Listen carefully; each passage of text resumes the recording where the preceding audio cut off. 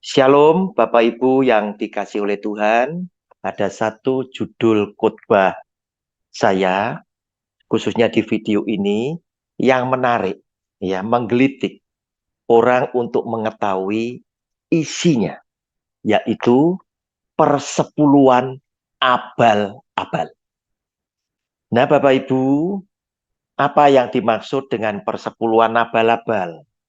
Persepuluhan abal-abal adalah persepuluhan yang dipersembahkan oleh semua orang atau jemaat yang ngakunya sebagai orang Kristen, namun jumlahnya kurang dari 10%. Saya ingin peringatkan, ya,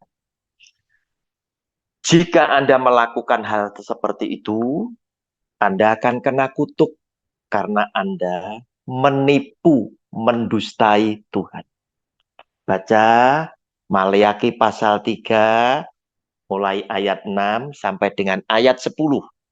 Bukankah Maleakhi pasal 3 ayat 10 adalah ayat yang Anda paling suka?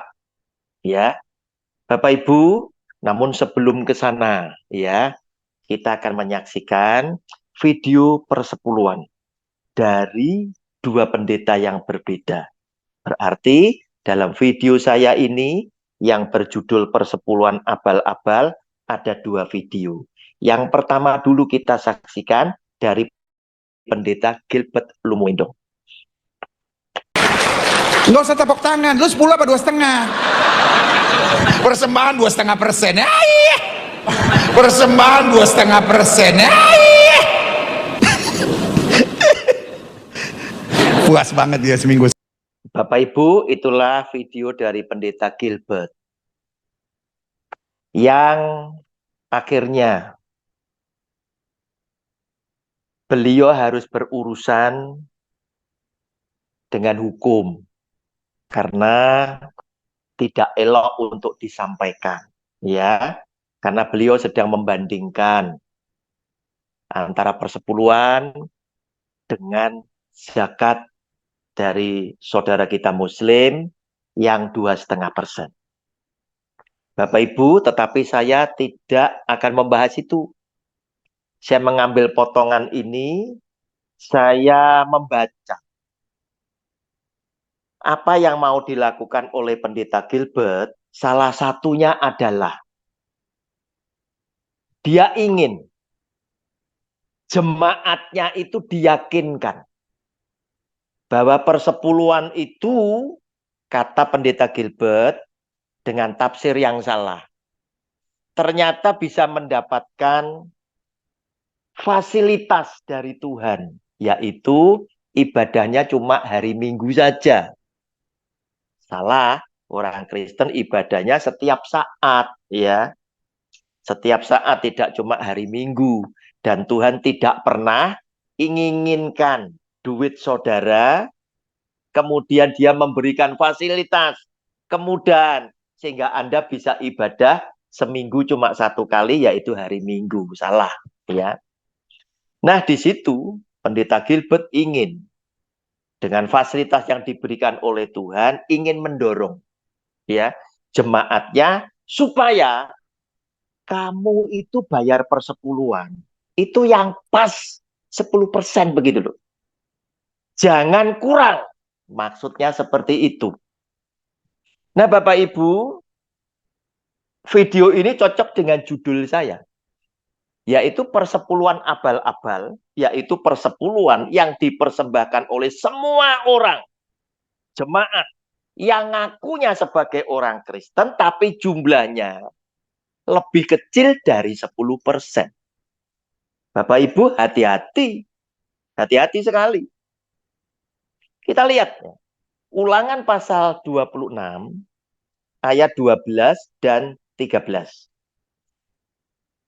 Judul bacaannya kita baca ya, Bapak Ibu, supaya biasa ya menafsirkan bisa lebih tepat. Itu judulnya persembahan persepuluhan. Apabila dalam tahun yang ketiga, tahun persembahan persepuluhan, engkau sudah selesai mengambil segala persembahan persepuluhan dari hasil tanahmu, maka haruslah engkau memberikannya kepada orang Lewi, orang asing, anak yatim, dan kepada janda, supaya mereka dapat makan di dalam tempatmu dan menjadi kenyang. Dan haruslah engkau berkata di hadapan Tuhan Allahmu, telah kupindahkan persembahan kudus itu dari rumahku, juga telah kuberikan kepada orang Lewi dan kepada orang asing, anak yatim dan kepada janda. Tepat, garis bawahi Bapak Ibu, tepat seperti perintah yang telah kau berikan kepadaku, tidak kulangkai atau kulupakan sesuatu dari perintahmu itu. Bapak Ibu, sifat daripada hukum Taurat itu mengikat. Artinya harus dilakukan tepat seperti perintah Tuhan. Nah, persepuluhan ini bagian daripada hukum Taurat yang Tuhan firmankan untuk orang Israel melalui Musa. Oleh karena itu, hukum Taurat sering disebut Taurat Musa. Nah, Bapak Ibu, hati-hati, harus tepat loh. Kalau tidak tepat, itu bukan persepuluhan. Mana boleh orang bilang, Tuhan ini persepuluhan keluarga kami. Tapi jumlahnya kamu berdusta. Kamu bohong. Tidak sampai 10%. Artinya lebih kecil dari 10%. Sebab apa? Sebab Tuhan memberikan ketetapan yang demikian di Bilangan pasal 18 ayat 25 sampai dengan 26. Kita lihat ya, kita lihat. Bilangan pasal 18 ayat 25 sampai 26. Tuhan berfirman kepada Musa, lagi haruslah engkau berbicara kepada orang Lewi dan berkata kepada mereka, apabila kamu menerima dari pihak orang Israel persembahan persepuluhan yang kuberikan kepadamu dari pihak mereka sebagai milik pusakamu, maka haruslah kamu, yaitu orang Lewi, suku Lewi yang adalah penata layanan, mempersembahkan sebagian daripadanya sebagai persembahan khusus kepada Tuhan, yakni, garis bawahi Bapak Ibu, kalimat yakni ke belakang, yakni persembahan persepuluhanmu. Suku Lewi mempersembahkan persembahan persepuluhanmu dari persembahan persepuluhan itu. Nah, Bapak Ibu, hati-hati ya, hati-hati bahwa yang disebut persembahan persepuluhan itu harus tepat 10%. Tepat 10%. Nah, banyak orang yang berkata kepada saya, Pak Roni, saya pengusaha. Ya, uang saya muter terus. Ngitungnya persepuluhan tepat itu sulit. Solusinya bagaimana? Bapak Ibu, orang Kristen yang ngakunya Kristen zaman sekarang, kalau saya beri ide, tidak usah pakai istilah persepuluhan itu seperti apa sih? Apa enggak bisa? Kenapa mesti keberatan? Pendetamu keberatan, ngapain? Daripada kamu salah di hadapan Tuhan, ternyata yang kau persembahkan adalah persembahan persepuluhan abal-abal. Karena jumlahnya tidak bisa dipertanggungjawabkan. Padahal setiap orang harus mempertanggungjawabkan. Akuntabel. Waduh, seperti itu. Jumlahnya tidak jelas. Karena itu, saya bilang, kenapa kamu tidak pakai istilah persembahan kasih? Seperti yang diajarkan oleh Tuhan Yesus yang datang ke dunia. Membawa hukum kasih karunia, menyelamatkan saudara dan saya, karena hukum Taurat tidak mampu kita lakukan. Hukum Taurat tidak menyelamatkan. Tetapi kebanyakan mereka ngotot, harus persepuluhan. Saya bilang kepada teman saya pengusaha tadi, kalau memang jumlahnya sulit, saudara lebih besar, lebih banyak dari perkiraanmu yang 10%. Mungkin 13%, 15%, atau 20%. Kan buat Tuhan, tidak perlu hitung-hitungan kan. Supaya apa yang kau persembahkan berkenan di hati Tuhan dan engkau diberkati sesuai keyakinan kamu. Bukan persepuluhan abal-abal. Sebab persepuluhan abal-abal hanya akan menimbulkan kutuk di dalam orang yang mempersembahkan. Bapak Ibu, kemudian banyak orang Kristen yang saya tawari mengubah istilah dari persepuluhan menjadi persembahan kasih. Itu tidak mau. Khususnya para pendetanya keberatan. Karena mereka selalu berkata, pendeta makan apa? Bapak Ibu, kalau Anda masih memikirkan perut, Anda tidak layak jadi hamba Tuhan, tidak layak jadi pendeta, karena saya bisa tahu seberapa besar Anda punya iman. Bukankah Yesus Kristus Tuhan bilang, manusia hidup bukan karena roti saja, tetapi karena firman yang keluar dari mulut Allah. Rasul Paulus mengajarkan kepada Anda dan saya, asal ada makanan dan pakaian, cukuplah. Yesus Kristus Tuhan mengajarkan kepada saudara dan saya, burung mempunyai sarang, serigala mempunyai liang, tetapi aku, anak manusia, untuk meletakkan kepala saja, aku tidak ada tempat. Bapak Ibu, harusnya Anda tidak berpikir ke sana. Karena soal pemeliharaan, Tuhan sudah menjamin. Anda bersama keluarga dipelihara dengan kecukupannya dan Anda dijamin keselamatan di dalam hidup yang kekal. Tetapi ketika Anda mulai mempermasalahkan lagi tentang aku makan apa? Bapak Ibu, Anda adalah orang yang tidak punya iman. Terus kemudian, Bapak Ibu, persepuluhan yang sedang dilakukan oleh jemaat, ternyata jemaat pun juga diberi kepentingan oleh pendeta yang keberatan, istilahnya diganti. Yaitu mereka yakin dengan persepuluhan, mereka itu diberkati.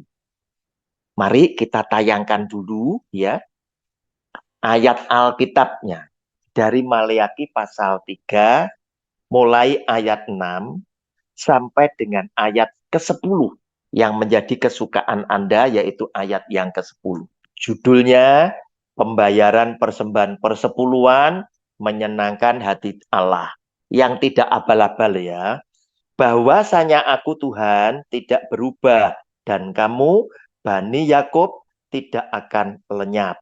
Sejak zaman nenek moyangmu, kamu telah menyimpang dari ketetapanku dan tidak memeliharanya. Kembalilah kepadaku, maka aku akan kembali kepadamu, firman Tuhan semesta alam. Tetapi kamu berkata, dengan cara bagaimanakah kami harus kembali? Bolehkah manusia menipu Allah? Namun kamu menipu aku, tetapi kamu berkata, dengan cara bagaimanakah kami menipu engkau? Bapak Ibu perhatikan ayat selanjutnya, kalimat selanjutnya. Mengenai persembahan persepuluhan dan persembahan khusus. Nah, kalau saudara mempersembahkan kurang dari 10%, ya Anda termasuk menipu. Ayat 9 mengerikan sekali, karena orang-orang itu menipu, Anda menipu, mempersembahkan kurang dari 10%, kamu telah kena kutuk. Tetapi kamu masih menipu aku, ya kamu seluruh bangsa. Ini bicara tentang bangsa Israel yang dikutuk oleh Allah. Tetapi ini bisa juga kena kepada saudara, semua orang yang mempersembahkan persepuluhan, yang ngakunya sebagai orang Kristen. Baru ayat 10, bawalah seluruh persembahan persepuluhan itu ke dalam rumah perbendaharaan supaya ada persediaan makanan di rumahku, dan ujilah aku, firman Tuhan semesta alam, apakah aku tidak membukakan bagimu tingkap-tingkap langit dan mencurahkan berkat kepadamu sampai berkelimpahan. Bapak Ibu, solusi yang saya tawarkan jika Anda merasa sulit mempersembahkan persepuluhan, ngitungnya sulit, atau mungkin Anda dalam hati masih bilang, Tuhan, aku masih punya kebutuhan lain. Bapak Ibu, Tuhan tidak minta duit saudara loh. Tidak. Sungguh tidak. Tetapi Anda tetap yang ngotot. Karena Anda berpikir dengan mempersembahkan persepuluhan Anda akan diberkati.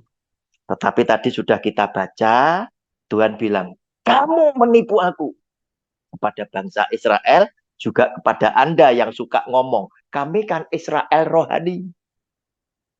Kalau Anda mempersembahkan kurang dari 10%, Anda menipu, dan ayat 9 Tuhan bilang, kamu telah kena kutuk. Sebab apa? Anda menipu. Bapak Ibu, ubah dengan istilah persembahan kasih. Dikasih dalam kurung. Untuk pemeliharaan keluarga gembala. Atau keluarga pendeta. Selesai. Bukan tidak bisa, tidak dapat makan. Dapat makan. Tapi tidak ada indikasi untuk memperkaya diri. Para rasul dan Tuhan Yesus tidak hidup bermewah-mewahan seperti Anda zaman sekarang. Tidak. Bahkan Rasul Paulus tidak ingin menjadi beban jemaat yang dilayani dan dia berkata, lihat, dengan tanganku aku bekerja agar supaya aku tidak menjadi beban untuk jemaat. Nah, Bapak Ibu, namun orang Kristen yang ngakunya Kristen tadi suka ngotot. Karena memang diajarkan oleh pengajar-pengajar yang salah. Oleh karena itu, kita saksikan tayangan video yang kedua dari Pendeta Nita Setiawan. Yang berkata juga kepada saya seperti ini, Pastor, yang namanya persepuluhan hanya urusan perjanjian lama, nggak ada di perjanjian baru. Pernah dengar itu? Pernah? Pertanyaan saya, sudah baca belum? Loh, kok bilang nggak ada di perjanjian baru itu sudah dibaca belum? Saya tanya nih, ada nggak? Ini semuanya pada ini. Sesama biskota dilarang saling mendahului, Pastor. Saya juga nggak baca, jadi nggak tahu. Matius 23 ayat 23, yuk kita lihat. Saya tuh kadang gemes, saudaraku. Ngomong nggak apa-apa sih, di sosial media memang bebas, tapi kalau mau ngomong juga harus ada ininya, saudaraku, landasannya. Yuk kita lihat yuk. Matius pasalnya yang ke-23 ayat 23, boleh dimunculkan. Celakalah kamu, hai ahli-ahli Taurat dan orang-orang Farisi, hai kamu orang-orang munafik. Jadi Yesus, ini perkataan yang ngomong by the way ya saudaraku, Yesus sendiri ya. Ini yang ngomong bukan Petrus, bukan rasul-rasul, bukan orang lain. By the way, masih Matius 23 ayat 23, belum Nita 23, saudaraku. Jadi ini yang ngomong Yesus sendiri. Celakalah kamu, kenapa saudaraku? Sebab persepuluhan dari selasih, adas, manis, dan jintan kamu bayar, tetapi yang terpenting dalam hukum Taurat kamu abaikan, yaitu apa? Keadilan dan belas kasihan dan kesetiaan. Kalau saudara nggak hati-hati, ini tricky saudara. Kita main kata-kata ya di sini ya. Oke ya. Yesus itu ngomong gini, persepuluhan kamu bayar, tapi belas kasihan, keadilan, kesetiaan kamu nggak lakukan. Seolah-olah Yesus itu ngomong, berarti belas kasihan, keadilan, dan kesetiaan lebih penting dari persepuluhan. Setuju dong? Oke. Kita turun dong ke bawahnya. Ayat 23 yuk, turun. Yang satu harus dilakukan, dan yang lain jangan. Oke. Kita pakai logika ya saudaraku. Yang satu harus dilakukan, ini mengacu tentang apa? Persepuluhan dari apa tadi? Adas, manis, jinten. Ya saudara jangan digambarkan yang sekarang. Sekarang kan sudah beda. Zaman itu kan ya memang banyak orang Israel itu hidup dari bercocok tanam. Adas, manis, jinten, dan apa tadi? Selasih. Yang satu jangan, apa namanya tadi?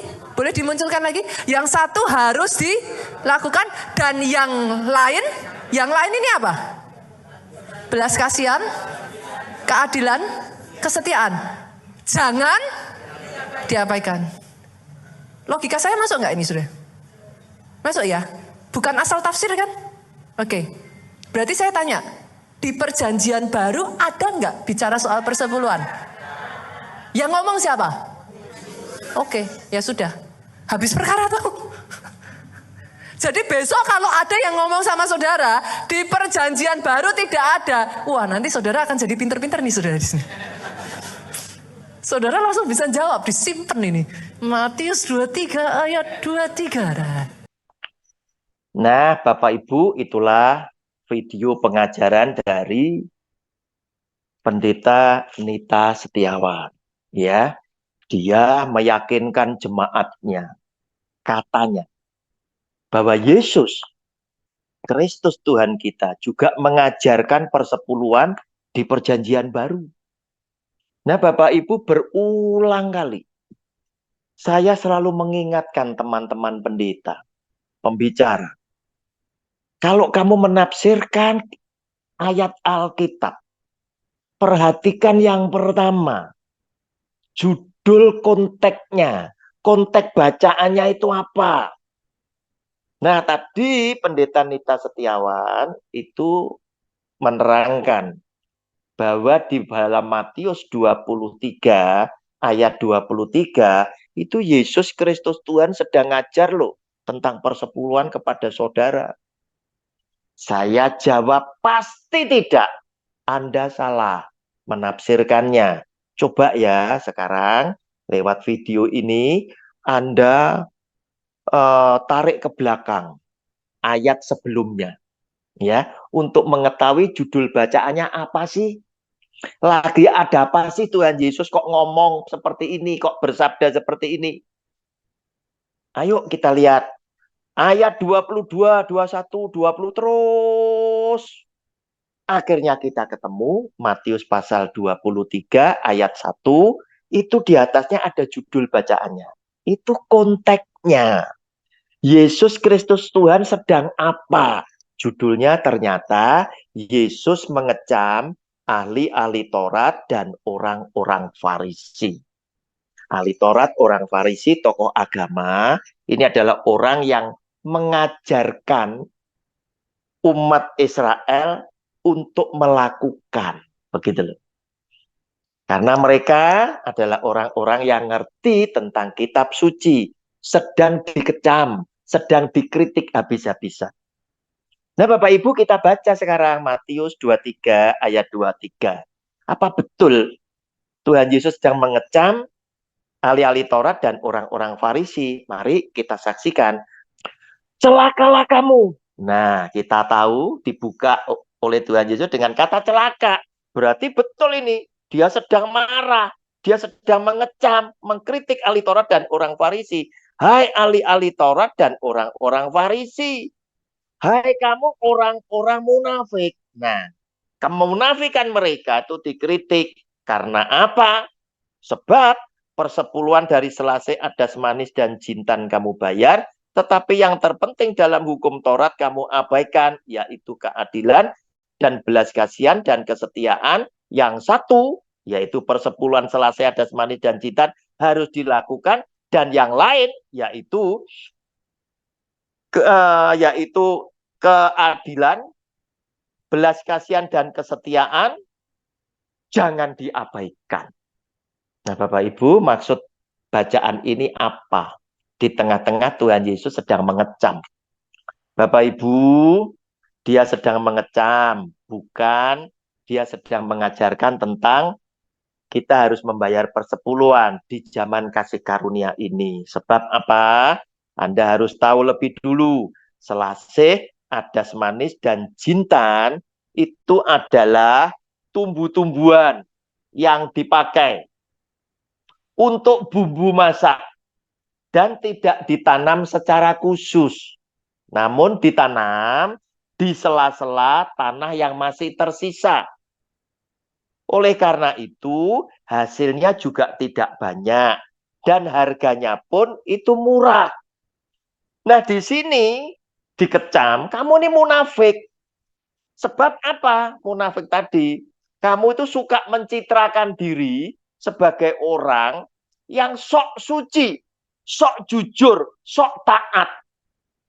Seperti mungkin dalam tanda kutip, Anda yang ngotot, saya mau memberikan persepuluhan, buktinya saya semakin diberkati, tetapi tidak tepat 10%, Anda munafik.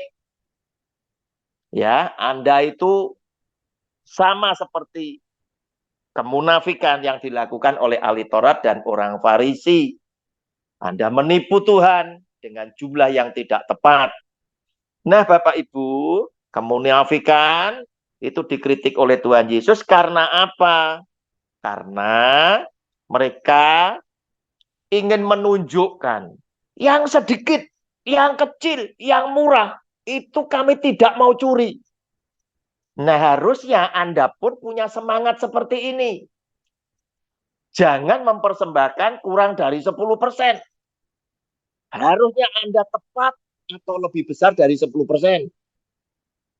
Supaya Anda tidak dicap sama munafiknya dengan ahli Taurat dan orang Farisi. Bapak Ibu, ahli Taurat dan orang Farisi mencitrakan diri dengan menunjukkan yang sepele ini saja kami perhatikan, kami baik. Nah, di situ Tuhan Yesus mengkritik.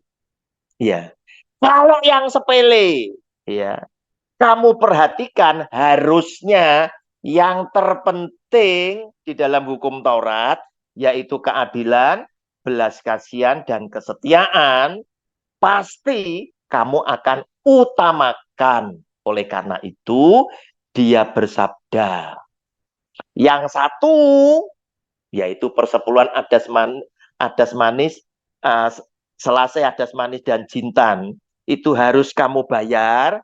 Dan yang lain, yaitu yang terpenting, keadilan, belas kasihan, dan kesetiaan, jangan diabaikan.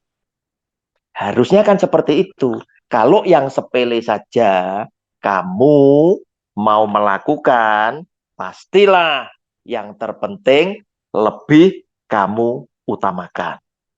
Bapak Ibu, ayat firman Tuhan ini saya langsung gabungkan lagi dengan Matius pasal 9 ayat ke-13. Matius pasal 9 ayat ke-13. Untuk membuktikan kepada Anda semuanya bahwa Tuhan Yesus tidak mengajarkan tentang persepuluhan, juga Tuhan Yesus tidak membutuhkan uang saudara dan saya. Jadi, pergilah dan pelajarilah arti firman ini. Yang ku kehendaki ialah belas kasihan, karena ini terpenting dalam hukum Taurat. Dan, nah itu tidak titik ya. Yang ku kehendaki ialah belas kasihan dan bukan persembahan. Bapak Ibu, garis bawahi ayat ini penting karena aku datang bukan untuk memanggil orang benar, melainkan orang berdosa.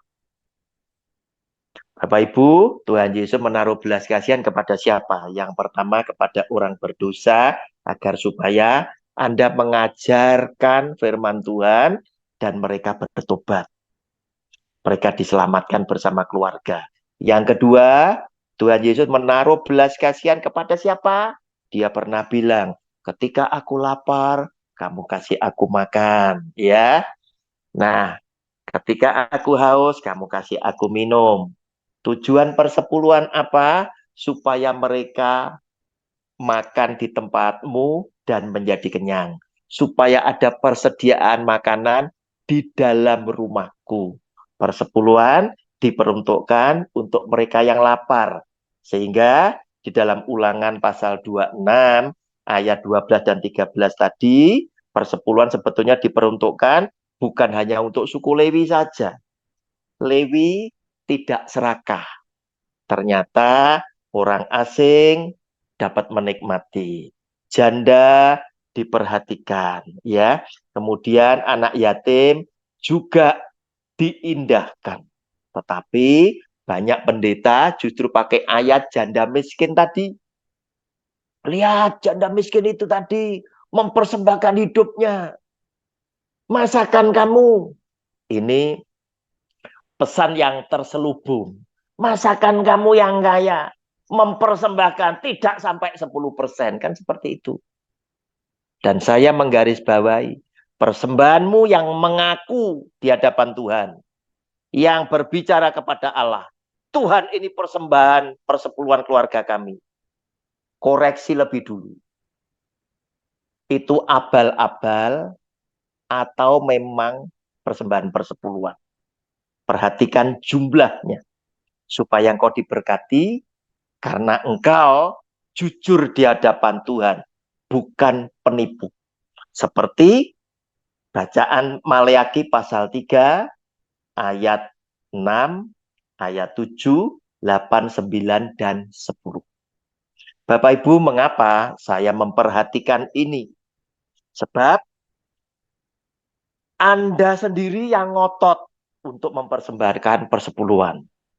Dan saya lewat video dengan judul Persepuluhan Abal-Abal ingin memperingatkan saudara. Ketika Anda mempersembahkan persepuluhan abal-abal, ternyata orang yang mempersembahkan kepada Tuhan tidak selalu diberkati. Jika di dalam mempersembahkan ada unsur Anda menipu, Anda akan kena kutuk Allah. Nah, banyak pembicara itu bilang, orang mempersembahkan yang penting sukacita. Silakan, sukacita jangan pakai istilah persepuluhan. Persepuluhan itu hukum Taurat. Hukum Taurat itu punya sifat mengikat, harus dilakukan secara tepat. Oleh karena tadi firman Tuhan bilang apa? Aku telah melakukan perintahmu tidak kulangkai. Semuanya kulakukan tepat seperti perintahmu. Bapak Ibu, buktinya apa? Orang mempersembahkan kok bisa kena kutuk. Ini sepasang suami istri yang kompak. Ya, yang sepakat. Kompak orang dua ini. Mereka mempersembahkan apa yang mereka janjikan kepada Tuhan. Dengan sukacita, saya yakin mereka sukacita juga mempersembahkannya. Siapa orangnya? Adalah Ananias dan Safira. Kita baca sekaligus, ini menjadi penutup buat video saya dengan judul Persepuluhan Abal-Abal. Kisah Rasul pasal 5 ayat 1 sampai 11. Judulnya Ananias dan Safira. Ada seorang lain yang bernama Ananias. Ia beserta istrinya Safira menjual sebidang tanah. Dengan setahu istrinya, ia menahan sebagian dari hasil penjualan itu dan sebagian lain dibawa dan diletakkannya di depan kaki rasul-rasul. Rupanya mereka berdua sudah sepakat. Kalau nanti terjual Tuhan, ini aku persembahkan kepada engkau. Tetapi Petrus berkata, Ananias, mengapa hatimu dikuasai iblis? Sehingga engkau mendustai Roh Kudus dan menahan sebagian dari hasil penjualan tanah itu. Nah, kalau persepuluhan saudara itu di bawah 10%, padahal Anda bilang, Tuhan ini persembahan persepuluhan keluarga saya, maka Anda itu identik dengan Ananias dan Safira. Ayat 4, selama tanah itu tidak dijual, bukankah itu tetap kepunyaanmu? Dan setelah dijual, bukankah hasilnya itu tetap dalam kuasamu? Mengapa engkau merencanakan perbuatan itu dalam hatimu? Engkau bukan mendustai manusia, tetapi mendustai Allah. Ketika mendengar perkataan itu, rebahlah Ananias dan putuslah nyawanya. Maka sangatlah ketakutan semua orang yang mendengar hal itu. Lalu datanglah beberapa orang muda. Mereka mengapani mayat itu, mengusungnya keluar dan pergi menguburnya. Kira-kira 3 jam kemudian masuklah istri Ananias. Tetapi ia tidak tahu apa yang telah terjadi. Kata Petrus kepadanya, katakanlah kepadaku, dengan harga sekiankah tanah itu kamu jual? Jawab perempuan itu, betul sekian. Artinya, harga itu adalah harga yang oleh Ananias diberitahukan kepada Petrus. Padahal Ananias bohong. Tetapi Ananias dan Safira adalah pasangan suami istri yang kompak. Kata Petrus, mengapa kamu berdua bersepakat untuk mencobai roh Tuhan? Lihatlah, orang-orang yang baru mengubur suamimu berdiri di depan pintu. Dan mereka akan mengusung engkau juga keluar. Lalu rebahlah perempuan itu seketika itu juga di depan kaki Petrus dan putuslah nyawanya. Ketika orang muda itu masuk, orang-orang muda itu masuk, mereka mendapati dia sudah mati. Lalu mereka mengusungnya keluar dan menguburnya di samping suaminya. Maka sangat ketakutanlah seluruh jemaat dan semua orang yang mendengar hal itu. Nah, Bapak Ibu, hati-hati jika Anda tidak hidup jujur di dalam mempersembahkan persepuluhanmu, maka persepuluhanmu itu akan menjadi persepuluhan abal-abal. Dan apa yang kau katakan kepada Tuhan, Tuhan, ini adalah persembahan persepuluhan keluarga kami, pasti tidak akan diterima oleh Tuhan, dan Tuhan tidak akan memberkati saudara, bahkan mungkin Tuhan akan mengutuk Anda sama seperti Ananias dan Safira yang mendustai Roh Kudus. Bapak Ibu, selamat merenung. Tuhan Yesus sudah memberkati kita semuanya. Amin.